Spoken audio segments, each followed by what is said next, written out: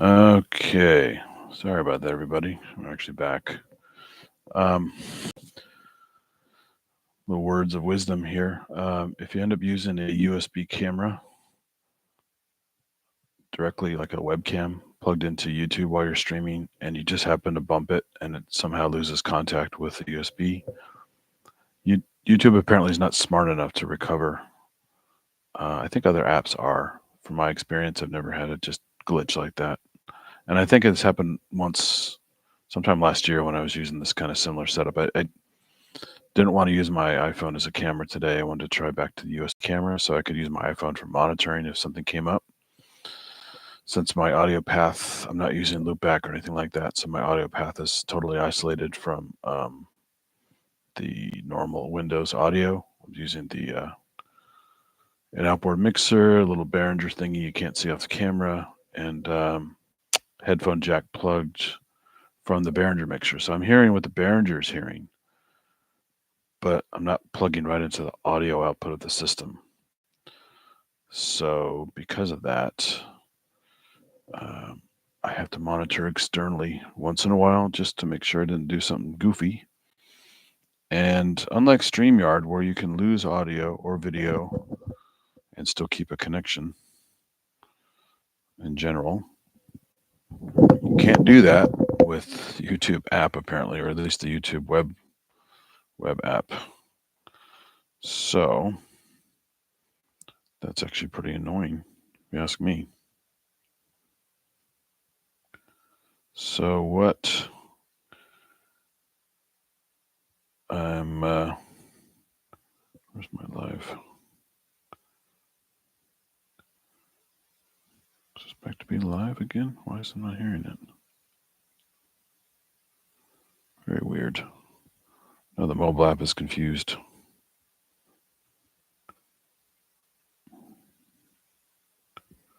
Well, in any case, I am back. I just my mobile app thing I was going to try and doesn't work because YouTube is now confused because it thinks I'm still streaming from the other one on my mobile app. So give me a heads up, give me a thumbs up, everybody, please, if I did any weird stuff while I reset everything up. Because as I explained, if you just dropped in, I bumped the USB camera lead, and the YouTube app just totally freaked. It doesn't recover nicely. There's no way to get it to come back.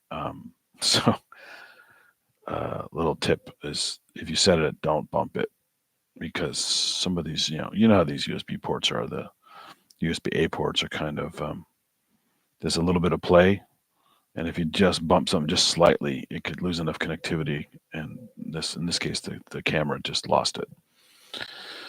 So I'm not going to touch it. I've actually rewired it around stuff. So as I'm playing with stuff here, I don't even touch it. But you can't see it's off camera now. But anyway, so where was I? Give me a quick thumbs up on the audio if you mind. If you don't mind, if it's too loud or you're hearing any artifacts or whatever.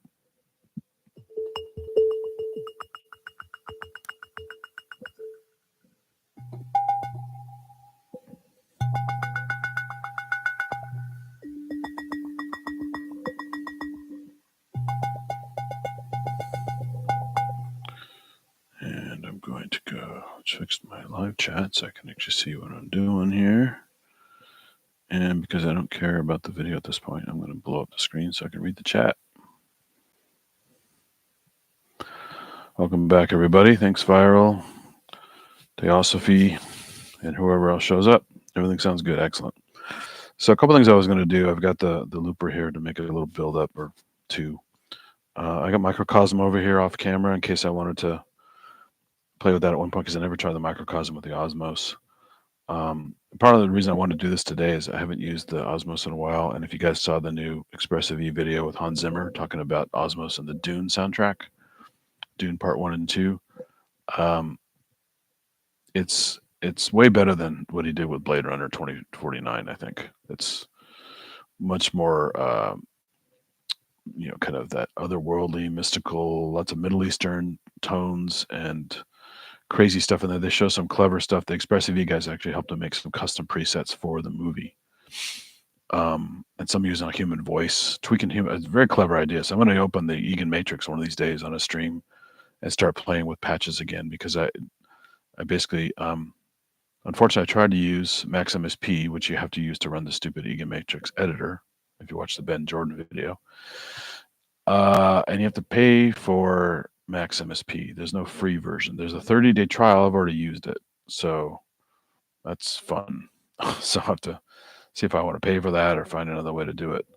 In the meantime, there's still plenty of stuff on here. If you guys have seen the Osmose in the wild or videos of it, I have a custom bank here I've been using just under the user settings. But if you're under the factory, it's massive, and you have all these pages to play with. So you have pages and pages of editing. Is that showing up on the camera? Okay. I've got it zoomed in for the chat. Yeah, you can see it a little bit. I cropped it a little bit here. Let me maybe slide it over a tad so you can see the screen better. Luckily, the keyboard's fairly short because this table's not that big. Cool.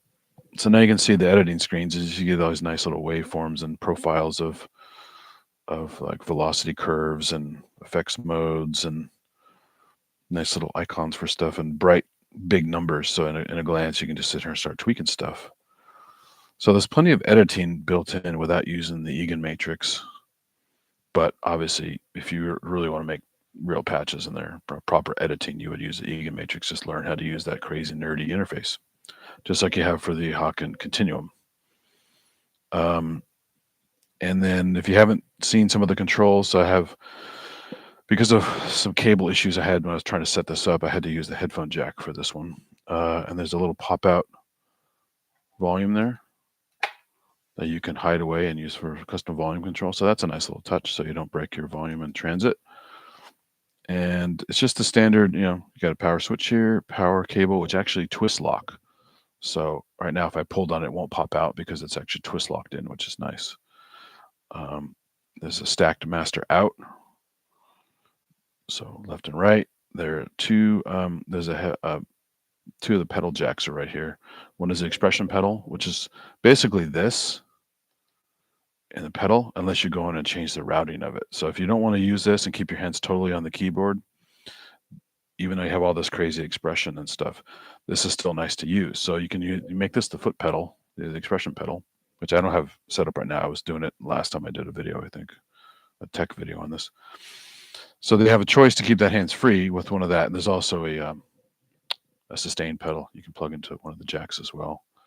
And then you have USB connectivity, and you have MIDI in and out, DIN 5, which is good. Got to keep the old classic connectors for all the other gear. And that's the majority of it in the back. I think there's a couple other things. Feels like those are screw holes back there, but it's not a whole lot as far as connectivity and stuff to worry about. One of the things that's fun is that people always look at the keypad and go, what the hell is this up here? Because this is part of the action. You see when you move a key, the whole thing moves. But one of the fun things about it is you can actually play this. So you can do your usual, and you can find a more percussive, the less wacky patch. This is a fun one. It's called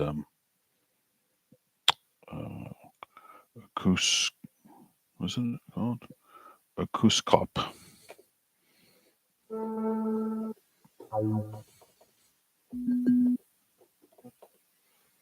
I went back to factory. I didn't want factory. I want mine. That's why. Okay. This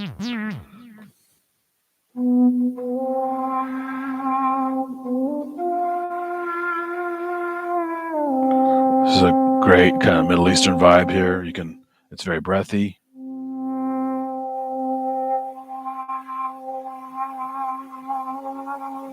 You have this expressive legato function. That's called proportional legato, I think.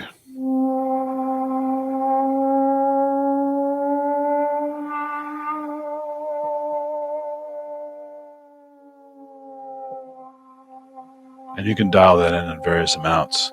So if you're used to hearing proper Middle Eastern or North African music that has a lot of, flutes and other types of like double reeds, like the Dukes and things, that have a lot of expression going on there. Speaking of Dune, if you watch Pedro Eustache, who's like a wind master, he does the Sophia wind controller from Aodio. He does Lyricon hooked to a modular system. He does proper Dukes and concert flutes, and yeah, you should see it. There's several videos on YouTube of all of his stuff. I saw him live at a few events like Synthplex and stuff down in Burbank, but super nice guy. I chatted with him for a while, and he very very talented and can play all these different instruments really well. But you get this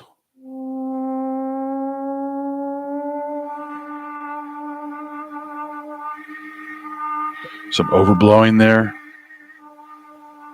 So this is not 100% realistic. There's some weird kind of artifacty bits, which is again part of the patch. You can make it more realistic. Technically, there's some patches on here that are really really nice, but you hear the expression capabilities from real wind instruments here. Even if the patch isn't 100% realistic, you're getting the vibe and the expression with doing very little, really. I mean,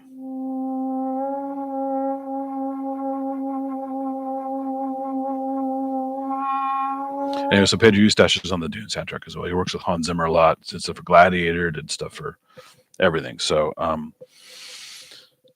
there's a really good Eric Persing video too with him. So it's Eric Persing and Pedro Eustache. EPPE1 was the video, and they did a challenge. It's like pick 3 pieces of gear on either side, and we'll do a live thing. Never talking about it. We're just gonna jam, and it's beautiful stuff. So check that out if you haven't seen it. He shows the Lyricon in there. He shows the Duke, and I think he used the Silphio as well, or something like that. And then Persing did a CS80 and a bunch of other stuff. It was really nice. Anyway, you can play up here too. So this can be like your version of a ribbon, even though it's keys. Depending on how you configure, it's very smooth.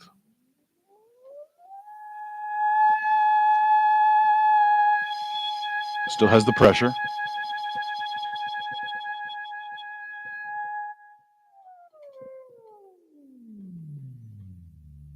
Now it's only one area, unlike Rolly Seaboard, where you have basically 2 essential ribbons that can be played simultaneously, even in different directions. But it's still nice to have this, so you get that. It's not with you're not gonna be able to do that with this, right? Because this is linear. So I almost never see anyone playing this surface on the Osmose.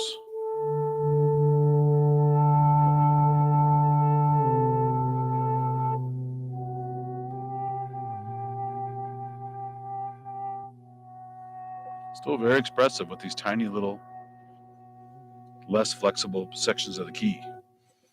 So it's very, very useful. So yeah, if you ever get an Osmose or get to play an Osmose, don't ignore this area. It's not just part of the mechanism, even though it moves with the key.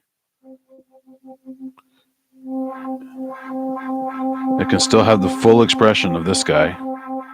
You just have to push it harder and kind of wedge your finger in there if you have bigger fingers. And it's still fully the whole MPE deal.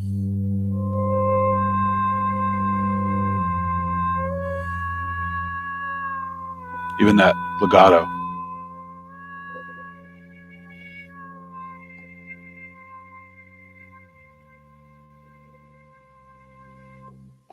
So super cool. So yeah, don't see a lot of people using this, except the guys who made it. They do a demo that usually has this in NAM and some other videos. So it's really good at, I know Kent Spong really wanted to get his and got really into, because he loves Rolly Seaboard like I do. Of course, he plays it way better than I do. Of course, he loves the CS80 expression, where you have a ribbony kind of thing. You have aftertouch and all that kind of stuff. But Seaboard is not for everybody. That squishy, they call it like dead flesh or neoprene wetsuit feel is odd, but it allows you to make everything just smudge and morph and do really organic-y stuff.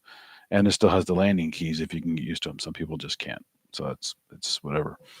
But the engine in this and some of the tones in this aren't the hyper-realistic stuff that Kent likes to use. He loves expensive orchestral libraries. Like he uses a lot of real sounds in his stuff, and this has realistic sounds and real expression qualities of real instruments. But not every preset's going to be real. It is a synthesizer, and it's gloriously synthesized. I love it. But for some people who want that, even though he loves synths, some people really love those real sounds and just can't go back to like an old Rompler sound that's not realistic enough, or the modern stuff that just isn't really quite there, like some of the fancy libraries he has. Didn't ever gravitate toward it. So either he is selling it or already did sell it. I forgot. But unfortunately. Now, this is also a great MIDI controller as well. You can do it in, you don't have to use MPE. You can do it in a Poly Aftertouch mode as well, and use it as a MPE or Poly Aftertouch controller for other equipment, VSTs, other hardware that supports that stuff. And I've used it with Equator. So Rolly Equator, which is like the major product that comes with the Seaboard, although you can use other things as well. This works perfectly fine with Equator because it speaks the language. So don't think you buy this and you got Hawken Engine and you're stuck. And you got only here if you don't want to edit the Egan Matrix, and you're stuck on this island. You got full MIDI support in the back. It's got USB as well, so that's how you do your patches with Egan Matrix, or hooked to the computer, of course, for other things in the DAW. So don't assume just because that's what everyone complains about or what you've seen, that's all they're going to have and that's all you can do with it. It's a controller also. So anyway, got that out of the way because that's often misunderstood. People think, oh, I don't want this anymore because not only do not like these things I thought I would like with the funky keys and stuff, but I don't like the engine enough, and I'm too not interested in deep editing with it. So blah blah blah. It's amazing, and it can do so many things, and you just have to get used to it. It is a new kind of instrument, and you have to learn how to play it. I'm still learning. I've been playing it for well over a year now, at least, and I don't practice enough, so I wanted to bust this out for another stream. But it's just really, really nice. Now, the one thing you have to remember, if you're a traditional keyboard player and you're hammering out chords and stuff, when you do this action, you don't often think about the spread of your fingers. If you talk about anatomy, this is abduction, this is adduction, right? And so as your muscles, your adductor muscles, if they're not ready to hold firm, because you play piano, it doesn't matter. If your fingers spread when you hit a chord, as long as you stay on those notes somewhere, it's going to land and do a perfect chord. On here, if you're spreading and you have friction on the keys, you're going to go spread. See, I'm spreading the keys. And depending on the preset, you're going to get like sour notes and stuff, which is mostly what you don't want unless you did that on purpose. That's one of the cool tricks you can do if you want that sound.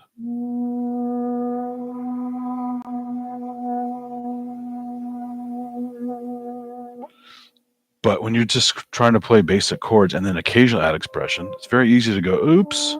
And so you have to work on a different technique. You have to, if the muscles aren't strong enough, you got to strengthen your abductor muscles and lock them in until you want to use that.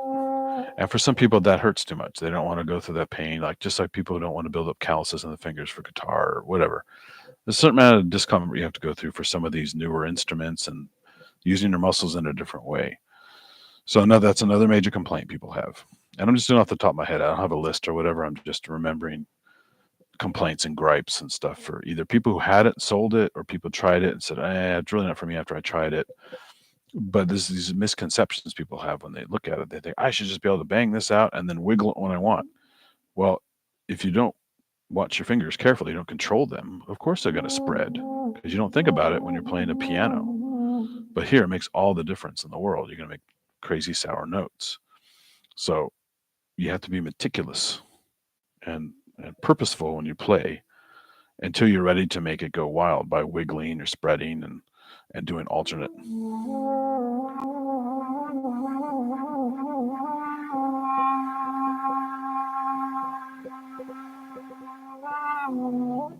Stuff like that. And if you listen to Middle Eastern music, some of it sounds like that. I mean, that's a really cool expressive thing you can do with flutes and double reeds and stuff like that, with all that breath going in and out of there. So it's just, it's just a glorious thing. I know like the Polybrute 12 and some of the newer stuff can do some of this stuff. It's not quite the same. I think this still has a more expressive key bed from what I've seen, but I've only, have I played it probably with 12? I think I maybe played a little bit once, but didn't give it enough time to really do. I played a regular Polybrute, and it was nice. Also played the Montage M8X, which has a really nice key bed on it as well. But so that's another thing to think about. Don't worry about the engine because it's MIDI and you can use it for other stuff, even VSTs and whatever else. And there's tons of MPE content now there's even new libraries coming out for this all the time. Maybe not by Expressive E, but by other companies to be used with this and Rolly Seaboard and things like that. So, and if you use this with SWAM instruments, from the IRCAM group in France, same thing you get on GeoShred and some of the old Rolly apps and the iPad and stuff. That's like the most amazing, like physically modeled flutes and strings and all kinds of stuff. So you have all those things you can use. You don't have to use everything Hawken engine, everything built in only. So I got that. I got the spread. I got this ribbony thingy up the top, which still can play. Some people are like, oh, well, this key goes so far over and I can do this. It's going to get caught on this key and not come up. Now, if I purposely put us way over, yeah, you can feel it do that. But who the hell is doing this and then doing this? So they get caught. That's just an unusual technique. So it's just, again, nitpicking about stuff that's not really a deal. And Inverted Popes is up. I'm just kind of go through initially some of the gripes and myths that people have about Osmose, because I just hear so much. There's so much excitement about it, and they see it in action, and they try it, and then they maybe even buy it. Don't get enough time on it, and then just completely bitch about it, and then decide they want to sell it or just badmouth it without due diligence. Right? I'm okay if you hate the thing and you gave it a good shot and whatever, but if you're just going to be a hater on something that is either word of mouth or you didn't really try it correctly or understand how the mechanism really works or how the engine works and how you can do other things with it, you know, it behooves you to actually, you know, like with any synth or any keyboard or sampler or whatever, know your gear and know what it's capable of before you slag it off, because you might be totally missing some cool stuff on here. Anyway, so I went through the keys. So these are the preset buttons up and down, depending if you're in that mode or not. This is your octave jump up and down stuff. And some of these patches get pretty wild when you change octaves a lot.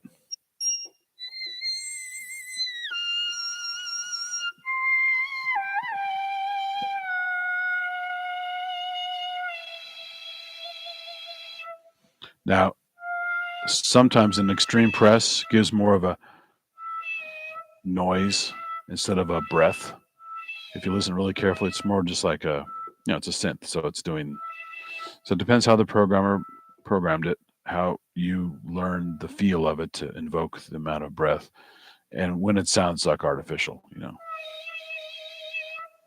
Um,